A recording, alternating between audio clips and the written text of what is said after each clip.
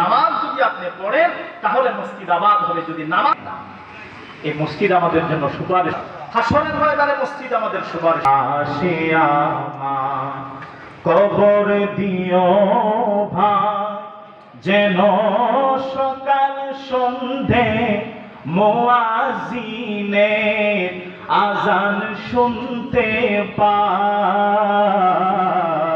মসজিদেরই পাশে আমার কবর দিও ভাই, যেন সকাল সন্ধে মুয়াজ্জিনের আজান শুনতে পাই।